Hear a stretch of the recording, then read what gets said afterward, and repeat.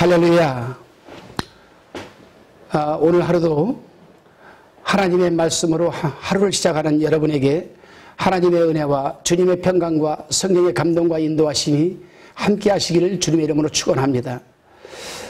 제가 오늘서부터 창세기부터 요한계시록까지 성경을 한 장 한 장 강의 큐티를 할 것입니다. 오늘은 사정에 따라서 이사야부터 우리가 말씀을 강의한 것을 묵상하고 나누도록 할 것인데, 이 말씀을 나누기 전에 이사야에 대한 개요를 잠깐 말씀을 드리도록 하겠습니다. 이사야는 그 이름대로 여호와는 구원이시다라는 뜻을 가지고 있는 하나님의 선지자입니다. 이사야에 나타난 주제는 하나님의 심판과 또한 위로입니다. 이 말씀이, 이사야 말씀이 기록된 연대가 BC 738년에서 680년경입니다. 기록 목적은 이스라엘 백성들이 하나님을 형식적으로 섬기면서 우상은 섬기는데 열심을 내는 그러한 위선적이고 이중적인 그러한 모습으로 악행을 저지르는데 하나님의 진노와 심판이 이루고 마른 부분이 바로 여러분 이 말씀을 기록한 목적입니다. 그런 이스라엘의 패망을 바라보고 있던 이사야가 성전에 앉아 기도하는 중에 하나님의 환상을 보게 되고, 하나님부터 소명을 받아서 이스라엘 백성들의 죄를 외치게 하고 깨닫게 하여 회개하고 돌아오게 하기 위해서 이 말씀을 기록하게 되었습니다. 또한 이 말씀 중에는 앞으로 이 땅에 오실, 초림하실 First Incarnation, 이 땅에 초림으로 오실 예수 그리스도 메시아에 대해서 또 이사야는 환상을 보고 우리에게 기록을 남겨주었습니다.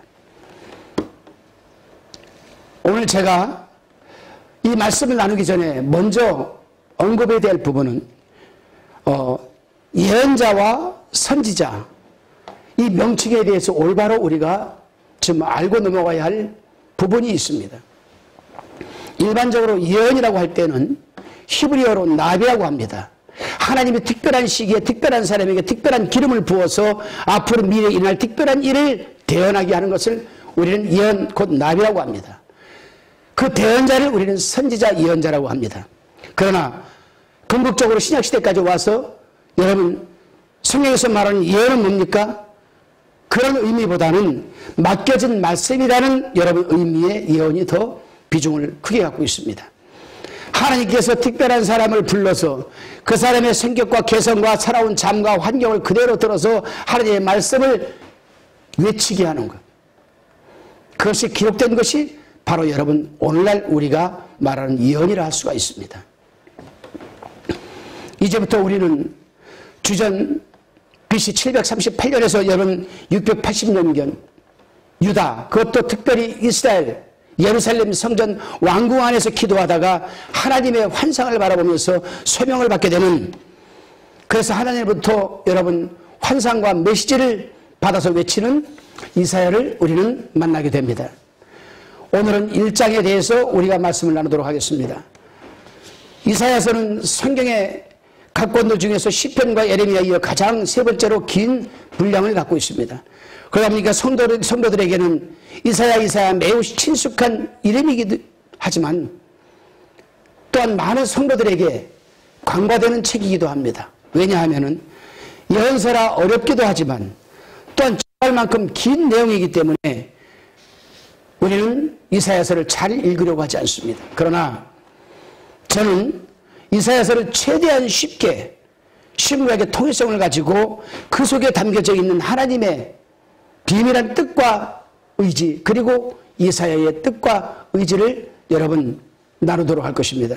오늘 본문 1절에 보니까 유다왕 우시야와 요담과 아하스와 히스기야 시대에 아모스의 아들 이사야가 유다와 예루살렘에 대하여 본 이상이라고 말하고 있습니다. 여기에는 세 가지 큰 뜻이 여러분 함축되어 있습니다. 먼저는 역사적인 배경으로 이사야가 활동한 연대는 유다왕 중에서 네 왕의 재기간을 열거하고 있습니다. 우시야, 요담, 아하스, 히스기야. 이 사람들이 통치하는 기간 동안에 이사야가 활동을 했다는 얘기입니다. 이사야가 부름받은 연대를 따져보게 되면 우시야 왕이 죽던 해라고 하셨으니까 실제로는 한 60년 내외가 될 것입니다. 이사야 선지자가 하나님부터 부름을 받고 활동한 시대가 네 왕을 거치면서 60년이 걸렸습니다.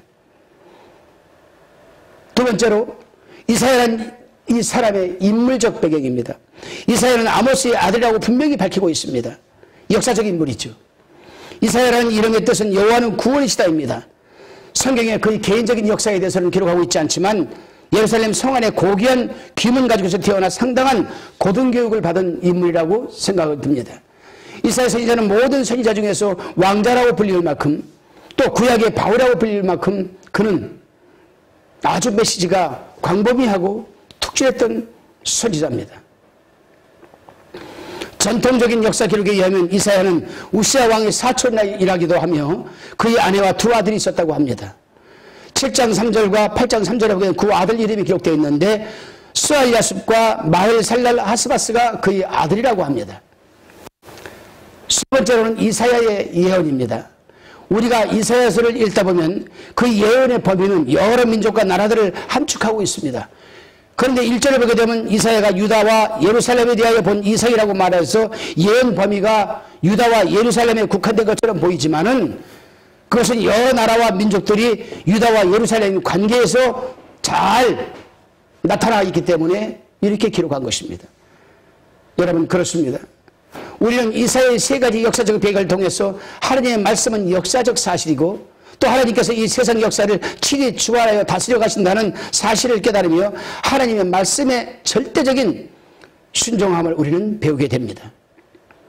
본문 2절에서 9절 말씀입니다. 2절에 하늘이여 들으라 땅이여 귀를 기울이라 여호와께서 말씀하시기를 내가 자식을 양육할 거를 그들이 나를 거역하였도다. 3절에 소는 그 임자를 알고 나귀는 주인의 구유를 알건만은 이스라엘은 알지 못하고 나의 백성은 깨닫지 못하는도다 하셨도다. 4절에 슬프다 범죄한 나라요 허물진 백성이요 행악이 종자요 행위가 부패한 자식이로다. 그들이 여호와를 버리며 이스라엘이 거룩한 자를 만홀히 여겨 멀리하고 물러갔도다.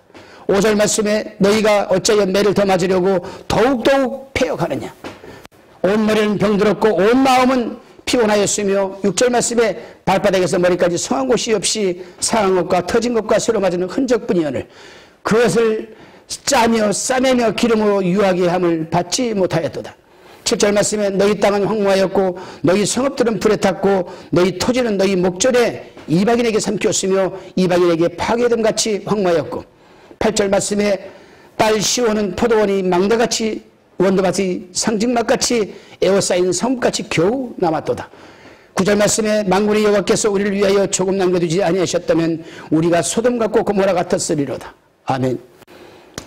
사랑하는 성도 여러분, 이사야는 예언의 초도부터 단도직입적으로 유다 백성들의 하나님에 대한 배역, 배신 여기에 대해서 포괄적으로 또한 함축적으로 지적을 하고 있습니다. 하나님께서 그 백성들의 불신실함을 천지를 증인 삼아 호소하고 있습니다. 하나님께서는 이스라엘을 자식과 같이 양육하였는데 그들은 소나 나귀보다도 못한 배은망덕한 짓을 하면서 하나님을 뒤로하였습니다. 그들의 조상적부터 살펴보게 되면 그들은 지금의 예루살렘 땅에 들어와서 잘 먹고 잘 살 수 있는 근거가 하나도 없었습니다. 오직 하나님의 은혜요, 하나님의 인도하심이요, 하나님이 친자식처럼 양육하여서 인도하셨고 복을 주셨기 때문에 가능했던 건 아니겠습니까? 그러나 그들이 이제 잘 먹고 잘 살만 하니까 하나님은 뒤로하고 그 재산과 그 땅을 지키기 위해서 우상을 섬겼다. 참 하나님도 기가 막힐 노릇입니다. 그래서 그들은 범죄한 나라요 허물어진 백성이요 행악의 종자요 행위가 부패한 자들이라고 하고 있습니다. 결국 이스라엘이 범죄로 말미암아 받은 징벌은 질병과 같으며 치명적인 증상 상태요 만신창이가 되었다고 기록하면서 치료를 받아야 되는데 다시금 하나님 품으로 도와 치료를 받아야 되는데 그들은 치료받을 생각을 하지 않는다는 겁니다. 그 상처에 대해서 게을러서 의사나 악에 대하여 무관심하였습니다. 뿐만 아니라 적군의 침으로 국토가 초토화되고 예루살렘만 고립상태에 놓였는데도 이것이 하나님의 긍휼이라고 이사야는 말하고 있습니다. 이해가 안 가죠. 이해가 안 갑니다. 아니 지금 이스라엘 백성들이 지금 바벨론에 지금 풍전등화같이 지금 무너질 것인데 수많은 사람이 칼에 맞아 죽고 기근에 허덕이고 질병에 시달리고 남은 자들은 포로로 붙어갈 판인데 하나님의 긍휼이라고 말씀합니다. 이해가 안 가죠? 그러나 이 말씀을 이해하려면 소돔과 고모라를 이해해야 합니다.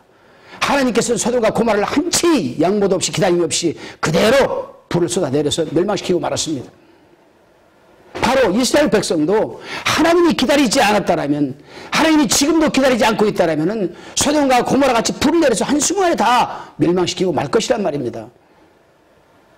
그러나 하나님께서는 이미 알고 계시기 때문에, 그 가운데서도 구원받을 자들을 하나님은 알고 계시기 때문에 하나님께 은혜를 베푸시고, 그것이 하나님의 긍휼이라고 이사야는 말하고 있는 겁니다. 참 이상하죠, 성도 여러분. 사람이 힘들고 어려울 때는 하나님 앞에 나와서 새벽부터 그냥 부르짖고 그러다가도 지금 먹고 살만하고 하나님 이제 환경을 좋게 열어주시면 그때부터 조금씩 하나님을 멀리하는 이상한 아주 그 좀 못된 습성들이 있습니다. 하나님이 잘 먹고 잘 살게 해주고 가정의 안정과 환경을 열어주시면 더 열심히 하나님을 섬겨야 되는 것이 아니겠습니까? 그런데 인간은 그렇지 않아요. 참 이상하지요. 그것이 바로 원죄성에 의한 우리의 이 쓴 뿌리들이, 죄악들이 도사리고 있기 때문입니다. 그렇습니다, 여러분. 지금도 우리가 한 가지 생각할 부분이 있다면, 하나님께서 죄와 허물을 죽을 수밖에 없는 우리를 구원하시기 위해서 독생자 예수 그리스도를 십자가에 내어주셨습니다. 그리고 우리의 죄와 허물을 친히 감당하게 하셨습니다. 그렇게 해서 우리를 당신의 자녀로 삼아주시고, 우리를 양육하여 주시고, 우리를 안정된 삶과 축복된 환경을 열어주셨습니다. 그렇다면 우리는 하나님을 더욱 감사하고 하나님의 영광을 살아가야 되는데, 그렇지를 못하고 그런 하나님을 뒤로하고 하나님보다는 세상 일을 더 따르고 연락하면서 우상을 섬기고 살아가고 있어요. 우상을 섬긴다고 농사가 잘 됩니까? 우상을 섬긴다고 하나님이 이루어주신 재산과 하나님이 붙들고 있는 건강이 지켜집니까? 그렇다면 그런 우리를 보고 계시는 하나님은 어떠하시겠습니까? 그럼에도 불구하고 우리가 지금 이렇게 건강하게 살아가는 것은 하나님의 긍휼하심 때문입니다. 하나님의 긍휼이 지금 나를 위해서 베풀어 줄 때 우리는 온전히 하나님 품으로 다시 회복되는 은혜가 10분초마다 일어나야 될 것입니다. 본문 10절에 17절 말씀입니다. 10절 말씀에 너희 소돔의 관원들아 여호와의 말씀을 들을지어다. 너희 고모라의 백성아 우리 하나님의 법에 귀를 기울일지어다. 11절 말씀에 여호와께서 말씀하시던 너희의 무수한 재물이 내게 무엇이 유익하뇨? 나는 수당의 번제와 살찐 짐승의 기름에 법을 넣고 나는 수송아지나 어린 양이나 수염새 피를 기뻐하지 아니하노라. 12절에 너희가 내 앞에 보이러 오니 그것을 누가 너희에게 요구했느냐? 내 마당만 밟힐 뿐이니라. 13절에 헛된 재물을 다시 가져오지 말라. 분양은 나의 가증이 여기는 바요 월삭과 안식일과 대회로 모이는 것도 그러하니 성의와 아울러 악을 행하는 것을 내가 견디지 못하겠노라. 14절 말씀에 내 마음이 너희의 월삭과 정한 절기를 싫어하나니 그것이 내게 무거운 짐이라 내가 지기에 곤배하였느니라. 15절에 너희가 손을 펼 때에 내가 눈을 가리우고 너희가 많이 기도할지라도 내가 듣지 아니하리니 이는 너희의 손에 피가 가득함이니라. 16절 말씀에 너희는 스스로 씻으며 스스로 깨끗게 하여 내 목전에서 너희 악업을 버리고 악행을 거치고 17절 말씀에 선행을 배우며 공의를 구하며 학대받는 자를 도와주며 고아를 위하여 신원하며 과부를 위하여 변호하라 하셨느니라. 아멘. 여기에서는 주로 일반 국민 중에서 지배계급에 속한 여러분 고관, 곧 재판관에 대한 책망을 다루고 있습니다. 그들의 형식적인 위선을 엄히 책망하시면서 재물과 월삭과 안식일과 소개 등의 종교 행사가 입술로는 하나님을 긍휼하는 것처럼 가장하지만 내심으로는 반역하는 가증한 제사 곧 예배를 받지 않으신다고 하십니다. 이러므로 하나님께서 그들의 기도를 들을 수 없으면 그들의 죄가 가증하고 위선적이고 이중적이기 때문에 하나님이 기도를 받지 않으신다고 합니다. 이제 하나님께서는 저들에게 지금까지 죄를 깨끗하게 청산하고 선행을 일상을 하고 공고하고 있습니다. 이것이 또한 하나님의 자비로우시며 긍휼하시는 겁니다. 여러분 그렇습니다. 오늘날도요 입술로는 주여 주여를 찾으면서도 행적으로는 전혀 믿는 자같이 살아가지 않는 사람 얼마나 많은지 몰라요. 아니 어떻게 보기도 믿지 않는데 더 악한 삶을 살아가는 사람들이 얼마나 많은지 모릅니다. 오늘 제가 유튜브를 보니까 누가 보내줬어요. 카톡으로 보니까 군포인가 어딘가 거기 있는 그 구청 기관에 근무하는 자가 안수 집사인데 주일 예배 드리는 걸 신고하는 자들은 포상금을 주겠다고 얘기를 했다고 그래. 안수 집사가 바로 이런 자들을 얘기하는 겁니다. 이런 자들을 하나님의 백성이면서도 또 우리 기름 부음 받은 종이면서도 하나님의 백성들이 모여 예배하는 것을 회방하고 반응하는 것은 주의 종들이 하는 짓이 아니죠. 그 배후에서 역사하는 사단의 짓입니다. 오늘날도요, 교회에 오면 우리는 서로가 예배를 돕는 자들이 돼야 됩니다. 합력하는 자들이, 볼까요? 성경에서 뭐라고 합니까? 사울이 아버지의 잃어버린 암송아지를 찾으러 나갔을 때에 결국엔 찾아 돌아오는 길에 하나님의 성전에 가서 예배를 드리고 가자고 그 종이 권면을 합니다. 그럴 때 사울은 나는 가진 것이 없는데 어떻게 하느냐. 나에게 저기 달란트가 있다. 나에게 한 입이 있으니까 가져가서 사무엘에게 물어보자. 그러고 돌아오는 길에 또 성전이 있어서 예배를 드리고 가고 싶은데 재물이 없는 겁니다. 그럴 때 사무엘은 이런 예언을 합니다. 네가 성전에서 올라가게 될 때에 한 사람을 만나리니 세 사람은 불의를 만날 것인데 그 중에 떡 세 덩이 가지고 사람들 만날 것이다. 그때 떡 세 덩이 가진 자가 너에게 한 덩이씩 줄 것이다. 그걸 가지고 예배를 드려라. 참, 여호와 이래 하나님. 우리가 예배 드리려고 마음만 먹으면 예배 회복을 위해서 우리가 발버둥 치면 하나님은 누구를 통해서도 예배 회복을 돕게 하십니다. 또 우리는 힘들고 어려워 지쳐서 예배를 드리지 못하는 하나님의 백성들을 예배 드릴 수 있도록 우리가 시간과 건강과 물질을 사용해야 됩니다. 그럴 때 하나님께서 우리를 더욱 크게 축복하시는 거예요. 그렇지를 못할 망정 하나님께 예배드리는 이 환경을 회방하고 회파하고 무너지게 하고 흩어지게 하는 자들은 하나님 앞에서 과연 성도로 할 수 있겠습니까? 그들에게 기다리는 것은 곧 하나님의 심판밖에 없는 줄 믿으시기를 바랍니다. 그래요 여러분, 16절에 스스로 씻으며 스스로 깨끗게 하여 내 목전에서라고 하십니다. 여기서 스스로 씻으며 라고 하시고 다시 스스로 깨끗게 하라고 말씀하고 있어요. 굉장히 중요한 말씀입니다. 여기서 스스로 씻는다는 것은 단번에 씻는 회개를 의미하는 것이고 스스로 깨끗게 한다는 것은 날마다 씻는 점진적인 성화의 삶을 의미하는 겁니다. 여러분, 우리 주 예수 그리스도께서 십자가에 제사함 주신 공로에 힘입어 회개하면 단번에 지은 죄와 허물을 사함받을 수는 있습니다. 그러나 회개가 중요한 것이 아닙니다. 물론 회개 중요합니다. 그러나 회개보다 더 중요한 것은 뭐냐? 우리가 회개한 후에 살아가는 삶이 중요합니다. 회개하면 뭐합니까? 또 우리는 죄를 반복하는 삶을 살아가는데, 그렇기 때문에 우리는 회개한 후에는 우리 속에 내주하시는 성령의 인도하심으로 말미암아 매일매일 날마다 점진적으로 성숙한 믿음의 단계를 밟아가는 성화의 삶이 굉장히 중요합니다. 이러한 우리들의 삶을 하나님께서는 보고 계신다는 의미에서 내 목전에서라고 하시는 겁니다. 그래요. 하나님은 지금도 하나님께서 우리를 바라보고 계십니다. 적어도 내 목전 앞에서. 이것이 바로 코람데오가 아니겠습니까? 그러니까 성도들은 코람데오, 내 앞에 하나님이 계시니 그 하나님 앞에서 하는 행동을 하나님께서 보신다라는 여러분 이 의식을 가지고 살아가야 됩니다. 그럴 때 우리는 바른 삶을 영위할 수 있습니다. 매일매일 한 번 허물을 드러내고 죄를 지은 이 부분은 다시는 짓지 않도록 회개하고 성화의 과정을 거쳐가는 삶. 이러한 삶은 우리가 한순간에 끝나는 것이 아니라 천국 가는 날까지 여기 돼야 됩니다. 본문 18절에 31절 말씀입니다. 18절에 여호와께서 말씀하시되 오라 우리가 서로 변론하자. 너희 죄가 주홍 같을지라도 눈과 같이 휘어질 것이요 진홍같이 붉을지라도 양털같이 되리라.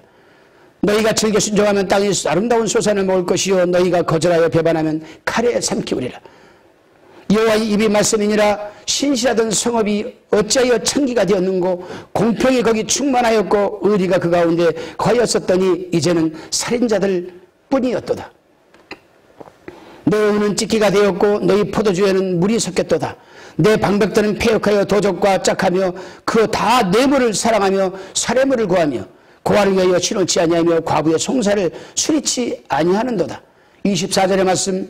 그러므로 주 만군의 여호와 이스라엘의 전능자가 말씀하시되 슬프다. 내가 장차 내 대적에게 보응하여 내 마음을 편케 하겠고 내 원수에게 보수하겠으며 25절에 내가 또 나의 손을 내게 돌려 너희 찢기를 온전히 청결하여 버리며 너희 혼잣물을 다 취하여 버리고 내가 너희 사사들을 처음과 같이 너희 모사들을 본래와 같이 회복할 것이라.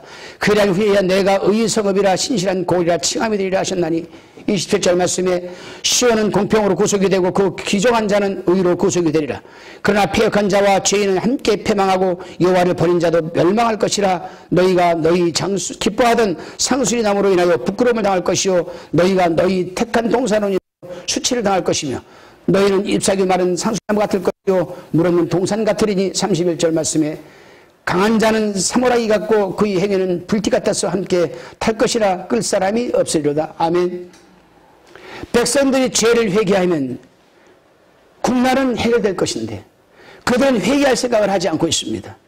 그럼에도 불구하고 그들이 회개할 때까지 계속 죄를 지적하고 회개를 촉구함이 바로 하나님의 사랑입니다. 듣지 않을 것을 알면서도 듣게 하시는 것. 왜요? 왜 그럴까요? 하나님은 아세요. 저들이 멸망할 거. 끝까지 회개하지 않을 거. 그럼에도 하나님께서 외치라고 이사야에게 주문을 하는 것은 그 가운데서도 하나님의 말씀을 들을 수 있는 사람이 있기 때문에 제가 말씀을 드렸습니다. 하나님의 말씀이 선포하는 곳에는 반드시 그 말씀을 들어야 하고 위기에 복적되어 있는 한 구원받을 영혼이 있기에 말씀이 선포되는 것이다. 하나님은 한 영혼을 위해서 그루터기 남아있는 한 영혼 같은 이 한 영혼을 위해서 하나님은 지금 이사야를 끊임없이 지금 외치라고 주문을 하고 있는 겁니다. 이게 바로 하나님의 사랑이에요. 99명의 의인보다도 한 사람의 한 영혼의 죄를 구원하려고 하는 하나님의 사랑입니다. 만일 하나님의 그런 사랑을 권고를 듣지 않고 패역한 삶이 계속된다면 토지 소산을 먹지 못하고 적에게 끌려가서 멸망당하리라고 강하게 지금 이사야는 경고적인 발언을 하고 있습니다. 그렇습니다. 성도 여러분. 교회에서 목사님의 설교 중에 아니면 다른 사람의 권면이든 죄로 인한 어려운 문제가 발생되면 우리들의 지식과 지혜와 능력과 살아온 경험을 내세워서 그 문제를 해결하려고 하지 말고 하나님 앞에 온전히 겸손히 무릎 꿇고 낮아지며 깨닫고 회개하는 것이 가장 빠른 지름길인 줄로 믿습니다. 21절 23절에서도 다시 백성들의 죄악을 열거하고 있습니다. 하나님께서는 그럼에도 만일 악행을 그치지 않냐면 보복이 있을 것을 경고하시고 심판이 시시각각으로 다가오고 있음에도 불구하고 관원들이 하나님께 돌아오려고도 아니하니 하나님께서는 안타까운 마음을 드러내고 계십니다. 물론 하나님께서 이스라엘 백성들의 마음이 강팍해져서 회개하지 않을 것이라는 것을 이미 알고 계십니다. 하나님. 그러면 하나님께서는 이제 심판을 내리시기로 결정을 합니다. 그래서 예루살렘은 잎사귀 마른 상수리 나무 같게 되어버릴 것이고 물 없는 동산 같게 될 것이고 강한 자는 시루라기 하나가 거치지 못하게 되고 그들의 행위는 불티 같아서 함께 탈 것이지 그 불티를 끌 사람이 없다고 했습니다. 유다의 예루살렘은 모조리 패망되고 말 것이라고 강력하게 이사야는 외치고 있습니다. 그렇습니다. 성도 여러분. 하나님께서 당신의 백성이 그 어떤 죄악 가운데 처해 있다 할지라도 하나님의 말씀을 듣고 깨닫고 회개하기만 하면 자비와 사랑으로 그 죄악된 것들을 없애어 주시고 그렇지 않을 경우에는 단호하게 공의롭게 심판을 행하시는 것이 바로 하나님의 모습입니다. 우리는 어떻게 살아가야 할 것인가? 죄 많고 눈만 뜨면 영적 전쟁을 벌이는 이 험한 세상에서 과연 우리는 의롭게 살아갈 수 있을 것인가? 아니에요. 의롭게 살아가지 못합니다. 절대. 이 민충만 목사나 이 지금 방송을 시청하고 계신 여러분이나 우리 의롭게 살아갈 수 있습니까? 절대 살아갈 수 없습니다. 그러나 적어도 우리는 믿지 않는 자들과는 다른 죄사함의 은총과 구속의 통로가 있습니다. 그것이 바로 뭐냐면 회개입니다. 회개. 내가 지은 이 죄와 허물은 깨닫고 회개하고 다시는 이 죄를 짓지 않고 매일매일 살아가는 삶 속에서 점진적으로 우리가 성화되어가는 가정을 살아가는 사람, 이 사람에게는 하나님께서 남겨두신 그루터기가 되는 것입니다. 이런 사람은 궁극적으로 주님이 다시 오실 때, 아니 현세적으로도 피할 길을 하나님께서 열어주시고 수치스러우지 않게 삶을 살게 해주시고 복된 성도가 되는 줄로 믿으시기를 바랍니다. 우리 기도하겠습니다. 주님, 이스라엘 백성들처럼 잘못된 예배 생활과 그로 인한 삶의 모든 영역에서의 도덕적 윤리적 타락으로 인하여 하나님의 심판을 받는 유다 백성들의 모습을 보면서 하나님만을 사랑하고 이웃을 내 몸처럼 사랑하라는 하나님의 언약에 불순종하지 않는 삶을 영위하게 도와주옵소서. 오직 하나님과의 바른 수직적 관계를 바탕으로 형식적이고 습관적이고 통속적인 신앙생활을 탈피하게 도와주시고 의와 사랑에 입각한 이웃과 성령의 순종함을 통하여 하나님과 이웃과의 수평적 관계를 이루어가는 삶을 영위하게 도와주옵소서. 감사드리오며 예수님의 이름으로 기도하옵나이다. 아멘.